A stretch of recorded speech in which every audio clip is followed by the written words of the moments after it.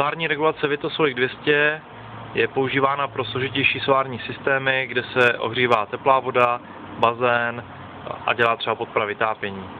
Tato regulace umožňuje plně v textu zobrazení potřebných informací. V základní menu je vidět datum, čas, teploty na kolektoru a zásobníku. Po stlačení tlačítka menu je možné vidět skutečné hodnoty, teplota kolektoru, teplota zásobníků, čas, datum a vlastně vidět, která relátka jsou v provozu, to znamená, které třeba běží oběhové čerpadlo nebo se přepne třeba třicestní ventil, případně, že jsou vypnuta.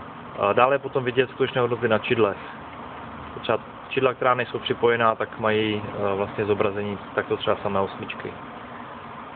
Hlášení nám ukazuje vlastně možnosti poruchy, tady je to bez poruch, a softwarovou, hardwarovou verzi. Solar, vlastně kde ukazuje bilance, teplota kolektoru maximálně, zásobník maximálně, chod relátek, to znamená jednotlivých čerpadel a v poslední řadě třeba dny v provozu této regulace.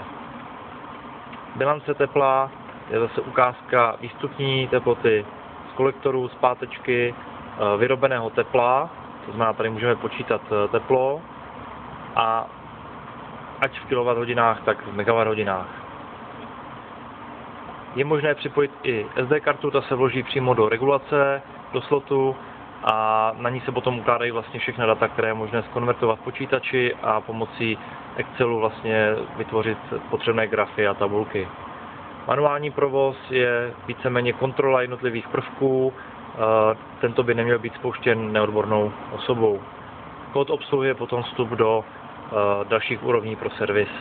Když se dostaneme do základního zobrazení, tak pomocí tlačítka nahoru, případně dolů, je možné zobrazit vlastně měřič tepla, kolik kWh se kdy vyrobilo, následně teplota zásobníku dnes, teplota kolektoru dnes. To jsou vlastně základní takové hodnoty.